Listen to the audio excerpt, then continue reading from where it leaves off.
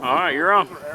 All right, well, I'm glad everyone was able to make it at such a short notice on the date change. That's really cool, especially for all the new people that are showing up here. So, pretty much, I mean, are y'all the only really group that's never flown a contest? I mean, I know you haven't flown one. You haven't flown one? Never flown one? I haven't flown one. I've seen you at a few of them. You too. Yeah, but did we break that rule where you got to be sober to fly? Yeah. He's only flying at the Bruce. Well, all right, in that case then, yeah, so I'll just go over basically how a contest completely runs, and then I'll break down the different tasks, different strategies. If anyone knows a better way to do a better task, because I know a few people in the group watching me have beat me pretty thoroughly before, so feel free to give more advice. But, so yeah, we come out here to do a contest. Just pretty much throughout the day, we're going to have different rounds. We'll have, I think, probably 15 rounds throughout the weekend of the contest, weather permitting. And each round we'll break it up into, we're probably going to be flying 3 or 4 different heats. So it'll be like round 1, heat A, then there'll be a heat B, a heat C. And your scorecard will tell you on there what heat you're in and it won't tell you who you're up against, but if you are curious, there's a matrix printed. It'll tell you if it matters. For your first contest, it's really kind of good to look through the scorecards, see what round you're in, and then go around and try to pick out timers, get that pre-planned for someone to time for you. And again, you can use the matrix for that, or if you just have your scorecard and say, hey, do you want a time for me? Just kind of compare and see like who's available for who. And that'll help eliminate a lot of stress for each round. Make sure you have your timer set up and write it down on your card if you have it preset. This is who's supposed to be timing for me, and that way, if you're supposed to be timing for somebody in that round, write their name on your card. Makes it a lot easier. That'll pretty much be it. There's a sound system that we'll have on all weekend, and it'll tell you what round it is, what heat it is. Just pay attention to it. Make sure that you fly in the right group. I don't think we're going to be real strict this weekend, so if you miss a group or something, or you fly in the wrong group, just tell the CD, and they'll probably get you straight where you can fly another round. But in some contests, if you miss a round, you won't get to fly again. It's a really stupid way to have to take a 0 score just by missing a round. So how many flight groups this year? I don't know if they're going to do 3 or 4. I'm not sure. I'm guessing it's probably only be 20 people. It might only be 3 groups.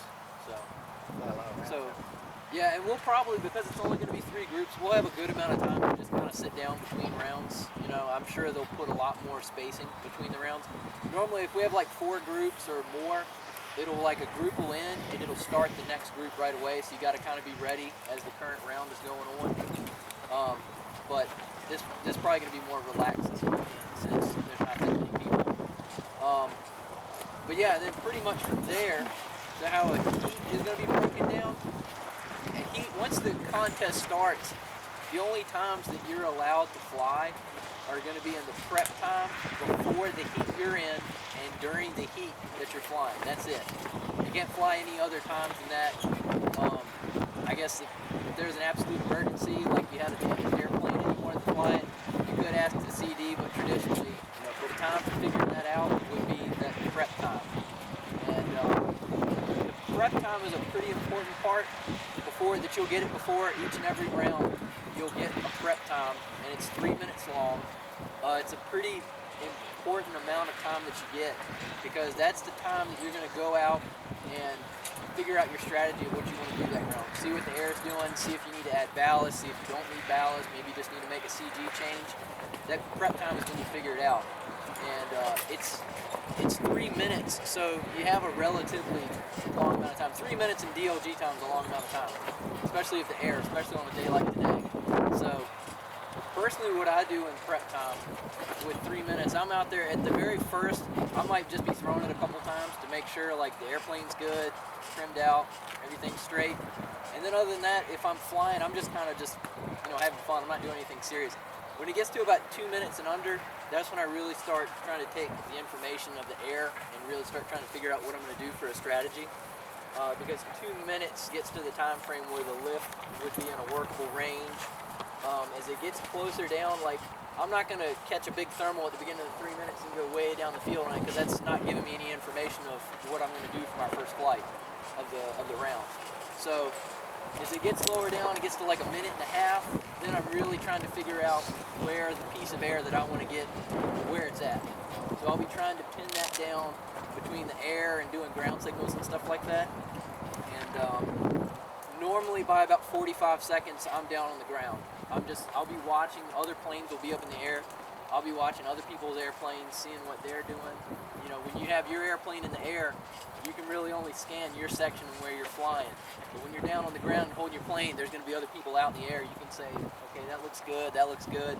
That way you get another idea of if your initial read doesn't work out, you can, know where else to go.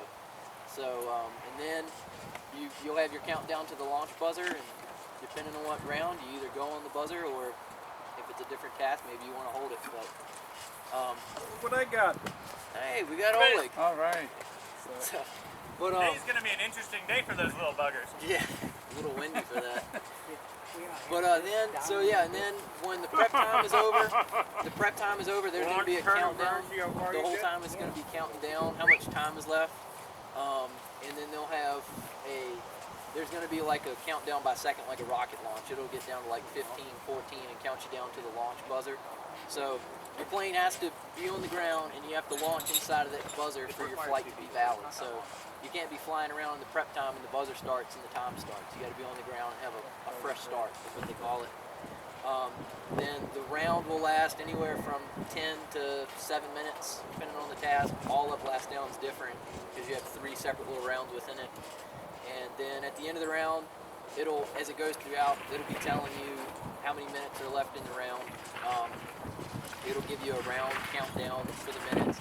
And then at the end of the round, there'll be another buzzer, just like the launch buzzer. There'll be another one to signal that the round is over. If you're flying, that's when your time stops. So if you're timing for somebody and the buzzer goes off, you hit the stopwatch. It stops right there. The flight's dead after that. After that buzzer goes off, you don't have to land on that buzzer, but that's when the flight ends. That's when the round window ends. After that, you've got 30 seconds to land the airplane. So when that buzzer goes off, then if you're not on the ground, then the whole flight's invalidated. So you can overfly that last buzzer, just make sure you're down before 30 seconds, which really is not, unless you're doing something really crazy stupid and you're pushing it, being down in 30 seconds is not a big problem. Just know that. So that's pretty much it generally for how each round goes. And within the different rounds, then there's different tasks that we do, and that's where I'll go over the different strategies. So I got my list here of what the different tasks are. But I know what the first one is. The first one is last flight. Last flight's a pretty simple task, and the sound system will announce what the task is also at the beginning of each round, and it'll even give you an explanation of what it is. So the first one is last flight. The voice will say round 1, heat A, task. It'll say task A, but it'll say score the last flight only. Only the last flight counts. That's basically the gist of last flight. You can throw it as many times as you want. There's unlimited throws in it, but only your last throw counts. And it can be your first throw. But whatever your last flight is the one that counts. And so the maximum for last flight is a 5-minute max. That means that 5 minutes is the maximum scoreable flight time. A lot of times you fly this in a 7-minute window, so that gives you 2 minutes of extra time to kind of mess up or redo a flight in there. So there's a couple of different ways you can use that 2 minutes. They'll call it slop time or something like that. Me personally, what I do is, again, I'm in the prep time. I'm going to try to find my rod right away and know that I'm going to launch right on the buzzer and say, okay, that's it. I want to be the first guy to the lift. I want to be up and out and done and be landed after 2 minutes and walking off the field, be done with my flight. Some people will sit and hold on the buzzer. Maybe they didn't get a good read, or they didn't know where to go, or maybe it's just really crappy air. The buzzer will go off and they might sit and wait. They got 2 minutes to watch. So they might sit and wait for someone to hook up and then they'll go to it. Or you can throw a flight, you're not really in love with it, you don't like it, you're a minute and a half and you're still just not, about like launch height, it's just not looking good. You think someone has a better, this is where you will be relying on your timer. If you're timing for somebody, they might say, I'm a minute 3 in, I don't really like this, is someone doing better? Scan around, oh yeah, they're gone over here. Come in real quick and relight and go do that and max your flight out, or try to max your flight out. So The main thing you don't want to do, kind of be wary on your time. Make sure you remember how much time is left in the round. You don't want it to be like really easy air and you didn't really like what you were doing, then you overflew 2 minutes so that you cut yourself short so that you can't get a full maximum 5. So be a little bit aware of your time on that. And definitely don't put yourself in a situation where you've thrown like a 3-minute flight, you're doing really good and you're coming in and there's like 30 seconds left in the round and land out of bounds. Because you either got to run out there and get your plane and throw it and take a second, or the buzzer went off and you have to take a 0 for the flight because it was your last flight. So you don't want to do that in the last flight. So definitely that's pretty much a good rule for most things. Try to land inbounds. There's only a few areas where you can do that and it won't hurt you. If you land out on your first flight, that's not a big problem, but you don't want to make it so that you land out and there's no time left to redo. That's pretty much it for last flight. Then the next task is just another variation of that. It's the last 2 flights, or they'll call it last and next to last. And in that particular round is 2 4-minute maxes, and they'll be flown in a 10-minute window. And just like last flight, your last flight and the flight previous to it are the only 2 that's going to count. It may be only 2 throws, flown perfectly. I would say you do it in 2 throws and you walk off the field. Again, you got 2 minutes to look around, but you have to split it up between 2 flights. So normally, the perfect strategy for flying last 2 flights is you find your first ride, your first piece of air. You're going to find that in your prep time. Go out, hit that on the first flight. 4 minutes is the maximum allowed scoreable time, but that does not mean you have to be landed by 4 minutes. It just means that's when your time stops. So really what you'd like to do is catch a really good ride, a really good lift piece of air, go out, 3 minutes, 3.5 minutes, you're going to make that last 30 seconds. Leave it and use your altitude to your advantage and start searching for your next ride. You've got 2 minutes to kill before you really have to be back in the air. So use the air start or the air height that you have to search around the field. Have your timer tell you where other people at or what looks like a good spot for me to try and figure that out. And then if you think you found a good piece of air, it doesn't do you a lot of good if you're like 400 feet up when you hit it, because you're not going to launch that high on the next launch. So if you think you're in a good spot, come down to about launch height, 100, 120 feet, 150 feet, somewhere in that range, and make sure that it's definitely lift in that spot. And then once you figured that out, then come back in, get a good launch back into it, try to fly the rest of the window, or just try to fly your next 4. Pretty much where that would change. Again, you've got 2 minutes in there. If you make like a bad throw right away on the first throw, you've got a little bit of time to kind of redecide or make a change. Again, what you don't want to do is fly one really good flight and then like put your next flight out. You don't want to fly a 4 and then land like a 2.5-minute flight out of bounds, because one way or another you're going to end up having to take that 0. So, you're better off to just take a short flight instead of trying to push something and put points on the board. In really bad air, like maybe like what we're talking about tomorrow, if there's rain or wind, it's unlimited throws. You might not have anything near a 4. In that case, just throw the airplane. Keep throwing it. When you get one really good flight, say you're throwing and you're getting a bunch of minutes, minute 10, minute 20, and all of a sudden you get like a 2:30, you want to keep that flight. And be aware of how much time is left in the round. So if you flew like a 115, a 115, a 120, and then you fly at 2:30, but there's only like a minute left in the round, don't throw the airplane. Sit on your airplane. If you're timing for somebody, don't let them throw it again, because you're going to have to keep that last flight if you throw again. And the one before it, if you have more time in your first flight than what's left in the window, don't throw that flight away. So be aware of what's left in those kind of conditions. If you have one flight that really stands out, and if it doesn't, and you're just throwing and throwing and throwing, then you just have to take the last 2 flights and be done with it. But tomorrow will be a good test of one of those days of knowing that, and also for like last flight, tomorrow will be a good test of when is leaving well enough alone. Like tomorrow, if it's as bad as they say, a 5-minute flight might be next to impossible, and you might fly at 2:10 or something, and you think in the back of your mind, I could fly at 2:10 all day long, but it might not be that particular day that you can do it. And that might be one of those decisions where you fly it first thing but you want to just sit there and wait and hold the airplane. And that's the hardest thing to do in those conditions, is not throw again and just hold the airplane and wait and see. If somebody really hooks up big and you might can do something, maybe it's worth it, but in those kind of conditions, it wouldn't be worth throwing that flight away to get like 10 more seconds on it. You don't want to risk something like that. So tomorrow will be a good test of those sort of conditions and making those decisions in that air. Let's see. So the next task is task C, all up, last down. This task is the one that's like different from the rest of them. There's not really a fixed flight time. You'll go out. There's not a fixed like ground timer. You'll go out. There's still a prep time, but the difference is there's 3 like mini rounds within this round. Each round is 3 minutes long. At the beginning of the round, there's a 3-second long buzzer. Everyone has to launch on the buzzer. So it's not like the other rounds where you can kind of sit and wait if you don't have a good idea and see where everyone else is going. You have to launch on that buzzer. It's 3 seconds. So I think it's 3 seconds, 2 or 3 seconds. It's long enough that you can let other people go, and then you can go and you'll get in there and you'll be fine. Before the first one, there is that 3-minute prep time. You're allowed to fly in that 3-minute prep time. In between the all-up rounds, there's a 1-minute slack time that you cannot fly. So once the round starts, you can only fly in those windows. There are 3-minute max, a 3-minute max score on it. So you throw, you try, go for 3 minutes. If you land short, that's the flight. That's it. You can't relight to make it any better or anything. That's it. You got to take that flight and be done.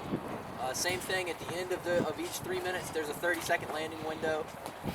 You have to be down on the ground before that buzzer goes off. Then there's a 1 minute, like just silence, a 1 minute pause, and then it'll do the countdown to the next 3-minute window. And we do that 3 times. Some variations of it. Normally, only variation of it would be like maybe there's 5 all-ups. That would be like for a fly-off, but normally you're just going to see it 3-minute flights. And that's it. The best strategy, since you can't fly in between flights, on how to max an all-up, last down, do everything you can to make sure you get your first flight. Get a really good pre-flight, a good read, and try to make sure you can max your first 3 minutes. After that, what a lot of people will do is, if you're not scratching to make 3 minutes, if you've made 3 minutes pretty clear and away, at about 2.5 minutes, 2:15, 2.5, leave the lift you're in and try to pick out where you're going to go for the next one. I mean, you'll be on the ground for a minute in between, and a lot of stuff can change in a minute, but it's better than, all right, my 3 minutes is up, let me just come on down and land, and then having to rely purely off of ground signs. So flown optimally, that's what you would do. You'd get, the better part of 2 minutes, 2.5 minutes, and then leave that ride and take the next 30 seconds, 45 seconds to figure out where you're going to go, and then be back on the ground before the landing buzzer goes out. That's pretty much it. That's a pretty simple round. It would be pretty simple. Just listen carefully on that one. A lot of people will get mixed up because there's also there's a buzzer at the end of the round, at the end of the flight. There's a buzzer at the end of the 30 seconds, and then there's a buzzer to launch. And sometimes people will get confused, and they think that landing buzzer at the end of the 30 seconds, they'll get confused and they'll start running and think it's the launch buzzer. And the best way to tell is it's just going to be going every 10 seconds. The launch buzzer, it'll be counting down every second. So just pay attention to that and make sure you don't accidentally throw on that buzzer, which happens sometimes if it's really bad air and everyone only flies like 1.5 minutes and they're sitting on the ground for 2 minutes waiting for the next window. So. But if in doubt, look around you. If anybody else is throwing, if no one else is running to throw, then you're fine. If you see a bunch of people winding up to throw and you haven't, then you're like, okay. Yeah. So just make sure you pay attention to that. If you happen to throw, is that a 0? I don't think it's a 0. You just go bad view, and I then don't put think your it plane is. back down. I don't know, what is the rule on that? Or see if anybody saw it, and then if nobody saw it, No one saw it, you're good. Okay. I'm not sure what the rule is on that. I don't either. I think it used to be you're not allowed to fly in. Is it 100 points? 100 point I think it was a 0 for that round, that part of the round, I think. You just get a 0. 0 for that flight, that next flight. Is it? I thought it was just a 100-point penalty. Yeah, I don't know. It doesn't happen very often. Just don't get confused and get a big panic. The next task, task D, is ladder. It's the way the task is broken up. You start at 30 seconds, and each subsequent flight increases by 15 seconds. So, the main thing with ladder is you have to get the rung of the ladder, you have to get it, fly at least that time or a little bit more before you can move on to the next one. So you'll do 30 seconds, 45, 1 minute, 115, 130, 145, 2 minutes. 2 minutes is the last flight. There's a little bit of slack time in it. It's like a minute something, I'm not sure what it is. There's just enough time that if you need to like redo one flight, you can. But the best way to fly ladder is don't waste time. It's not a quick turnaround task, but you don't want to waste your time. You want to save as much time as you can for the end, where you can get as many chances as you need, if you need more than one, to make that time. It is unlimited throws, so you're not limited on your throws, but normally the best thing is for ladder, there's not a lot of sense in trying to pick out a big thermal at the beginning of the round, because the first three, really the first 4 flights up to a minute 15 ought to be pretty easy flights, unless it's really bad air. And definitely don't do anything stupid like on a 30-second flight, like, oh, I can make this with an overhand. Give it a full launch.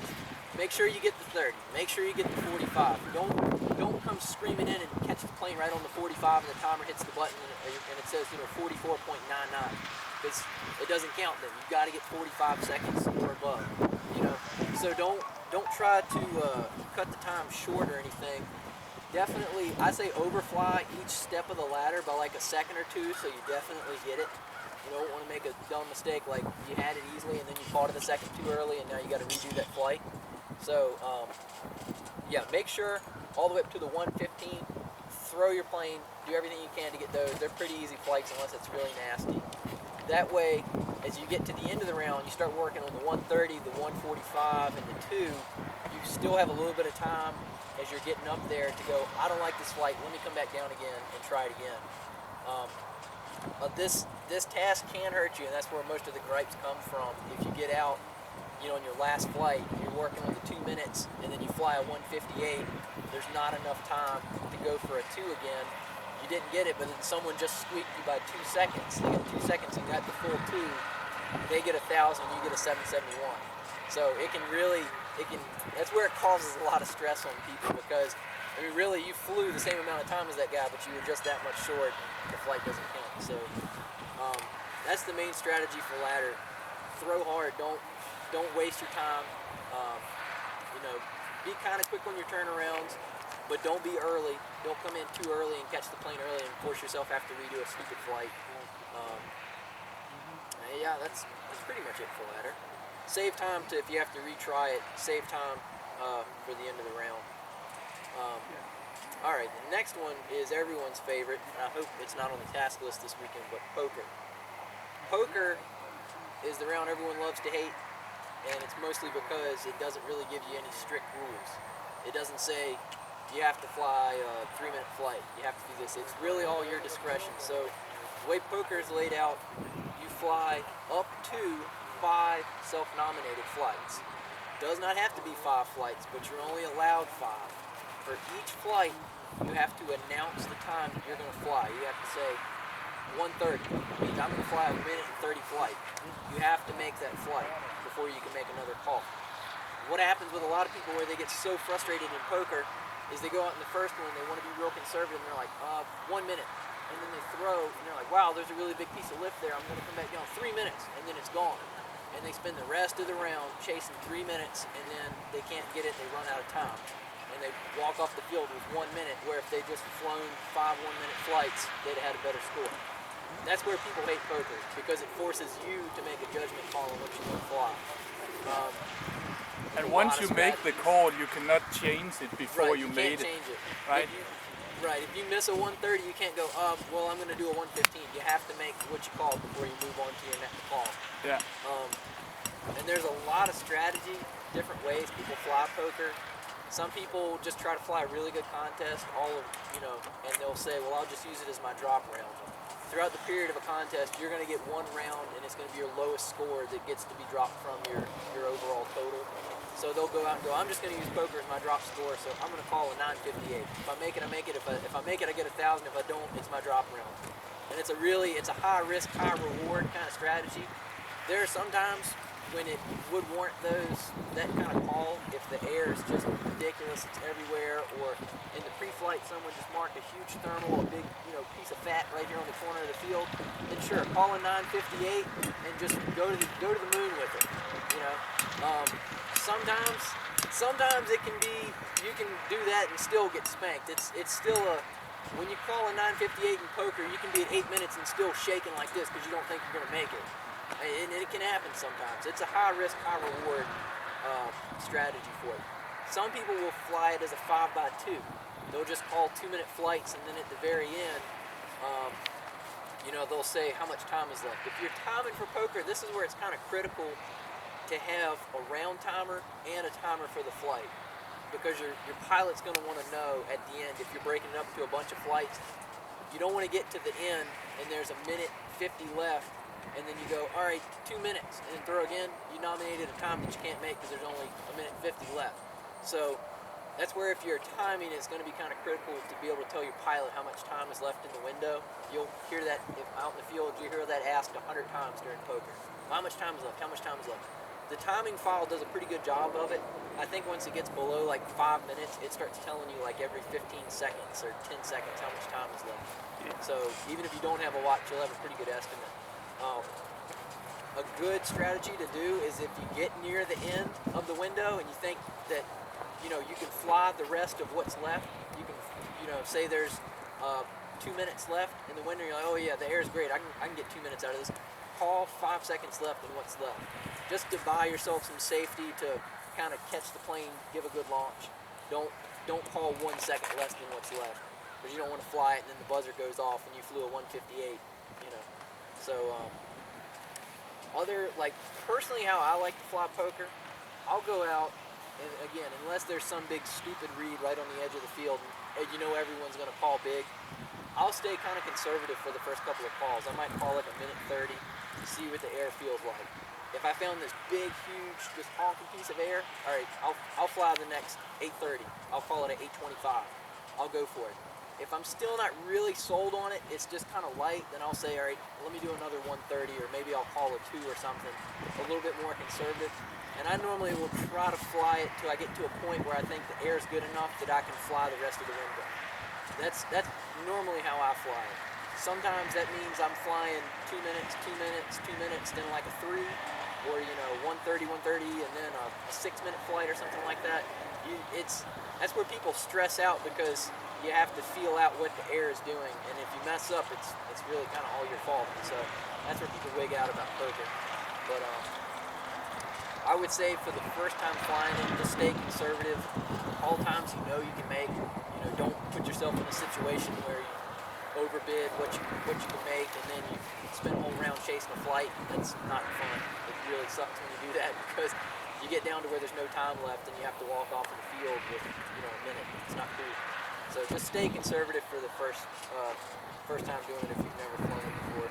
And I think the funny thing in poker is if the conditions are really challenging, sometimes 6 or 7 minutes of total flight time is actually going to win the round, right? You have some of the good guy might have a landing off field or something else. Right. So if you just called 115 and did that 5 times, you're gonna win the round. Yeah, and they'll think, a lot of people will do that too. They'll frantic and stress out, and they're like, only put like 4 minutes of total flight time. It may win the round. Yeah. Because the guy who called big, he maybe have put it, out there on 264. Yeah. Trying to make a whole 9-minute flight, you may have landed a mile out. And you did a bunch of 1-minute flights and you would have crushed it. Yeah. So, again, these are all things that happen in like dicey air. When it's really good, easy air, the contest goes easy, everyone's laughing and smiling. Tomorrow morning we might all have scowls on our face because we ain't poker calls. So, and that type of air, just be conservative. The next task. All right, next task is F, which is 3 out of 6. This round, it's a 10-minute round. You're given your 3 best flights out of 6 throws. You only get 6 throws. So your 3 best flights out of that will be scored. The maximum flight time for each score allowed is 3 minutes. There's really not a lot to it. I mean, if it's rough air, throw 6 times and get your best 3 flights, put them on the scorecard.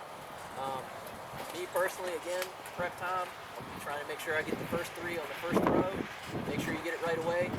You have a minute to play in between. It's a 10-minute round, 3 3-minute flights. That's 9-minute total flight time.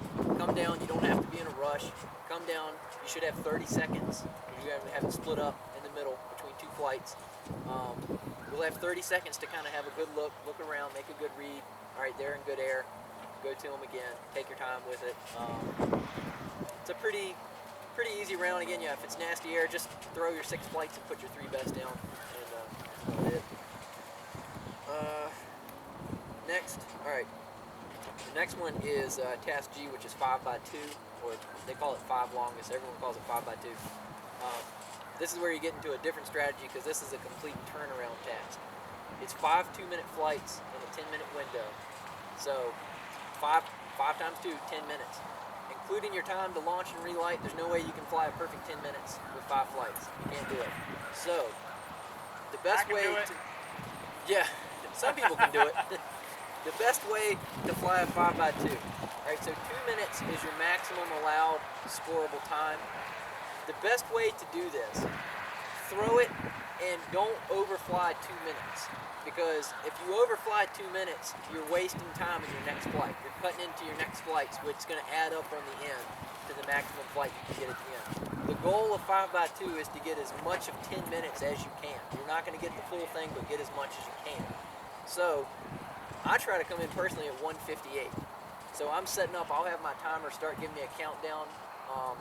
I want to know when I'm at a minute, and I want to know, all right, a minute 30, give me a minute 35, 140, 45, start counting the clock, 46, 47, and at that point, by about 40, I'm setting up, I'm coming in, I'm using the flaps, I'm monitoring my speed.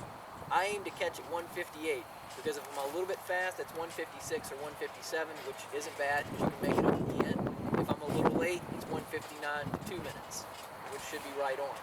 I don't want to fly 2 minutes, because you'd be surprised in 5 turnarounds how much time that can add up at the end of the round that you don't get to fly. Trying to think. Other strategies? No. So like sometimes this will happen. It's happened to me a couple of times. You're doing this banging 5x2. You got 1:58, 1:59. Next flight, minute 30. You just lost it, and everyone else is getting out. At that point, what you've just done really is the old phrase was you bought yourself 30 seconds. So now at this point, you're not going to be able to make that 30 seconds back. You've lost it. Take your time at this point. Now there's no point to be sitting here and racing through quick turnarounds. If you got a minute 30, then sit down and breathe and go, okay, I've got 30 seconds now left. Let me look around and make sure I know where my next flight is. Make sure you get the next full 2-minute flights. Make sure you get what's left. So if you land early on one, you're flying really great, and then you land early on one, the quick turnaround game is kind of over at that point. Then just take your time that you bought yourself for landing early and make sure you get the next ones. If it's really bad air and 2 minutes just is nowhere near possible, it's unlimited throws. Score your 5 best flights. This is another one, launch right on the buzzer. There's no need to sit and hold the airplane for your first flight. As soon as the buzzer goes, launch on it, because you want to get as much as that 10 minutes as you can on the scorecard. So like a really perfect 5x2 would be like a 6-second drop, something like that. Some people claim 5 or 4. I don't know how they do it, but if your last flight's a 1:55 or 1:56, you've done like 1:58, 1:59, 1:56. You've done a really good 5x2 round. That's like coming in, doing the tip catch, and going for it. If the first time flying it, I wouldn't try to rush yourself and trying to do like a tip catch and go. You end up damaging your plane. You're a lot better just catch it, sit it down, pick it up, and go for another throw. Alright, the next one is Task H, which is 1, 2, 3, 4. It's unlimited throws. It's flown in any order. 1 minute, you score a 1-minute flight, 2-minute flight, a 3-minute flight, and a 4-minute flight.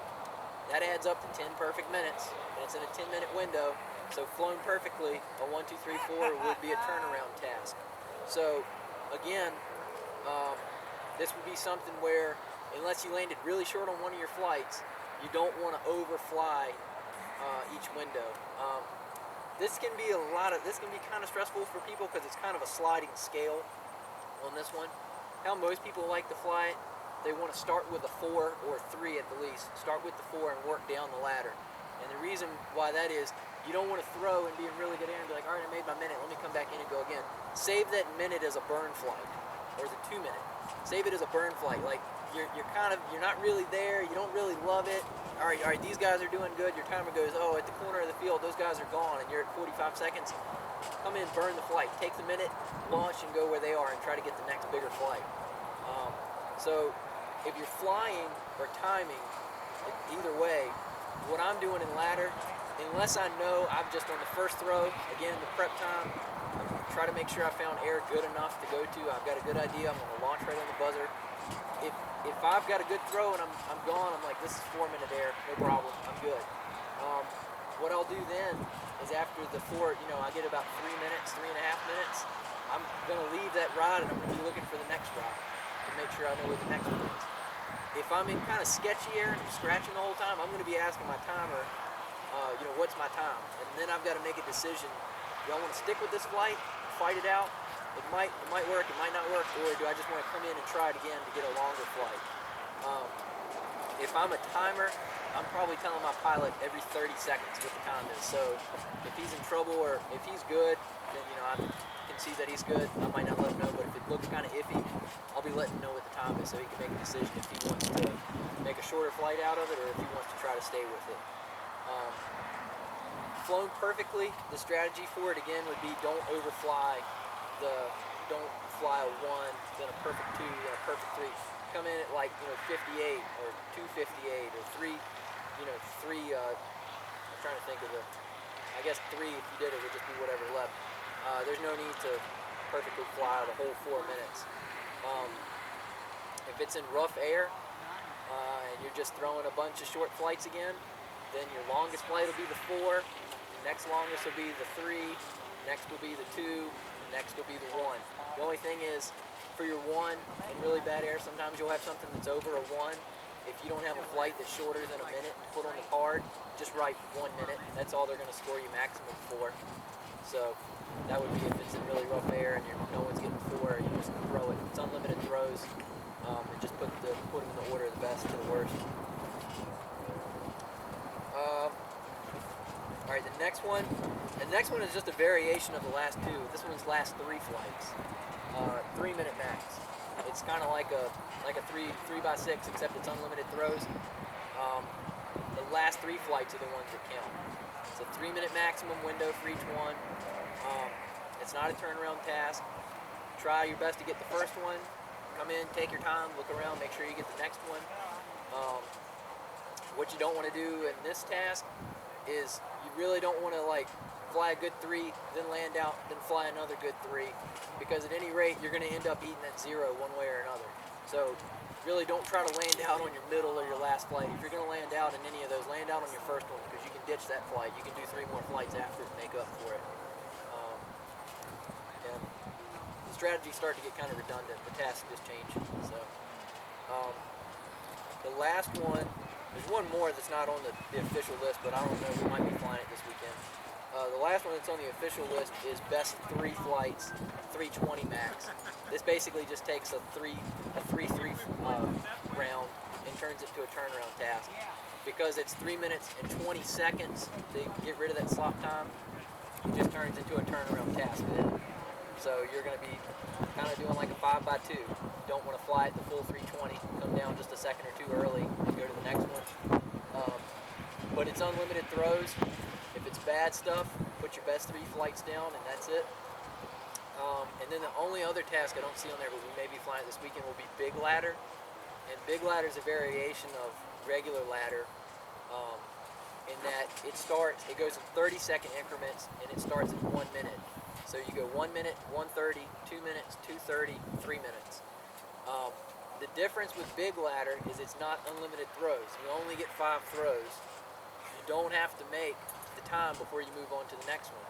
So your first throw, whatever you get, is going to be a minute. So if you're doing really good, don't overfly a minute. But if you only fly 30 seconds, that's what you get for a minute. Your next one's going to be a minute 30. Same thing. You fly, whatever you get. If you just totally crap out, you only got a minute, that's what you put down for the minute 30. Each flight goes up to the successive flight.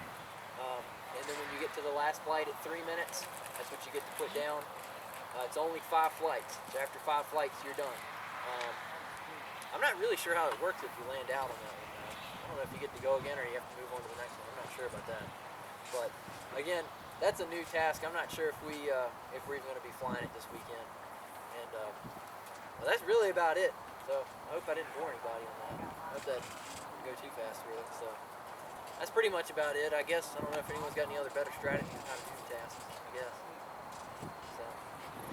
All right. Well, if anyone's interested after it, we can go out and try to pair up in groups. I made some scorecards and I got a sound file so we can pair up the new guys or whoever wants to pair up with a pro. Since we make all the big bucks doing this, and we can fly a couple of practice rounds. I've got an audio file. We can fly a couple of practices, and that way you can just kind of get a general feel of how a contest goes. And then tomorrow, when everything's for real and we're on the clock, you'll know what you're doing. You'll be a pro. It'll be a lot less stressful. So, but if we want to try that, everyone will try that. I guess instead of like doing lift reading, it's a lot better to just kind of do hands-on, and I'll turn a sound file on. And we'll just pair whoever wants to pair up. All right, that's it. Thank you, Kyle. So for those of you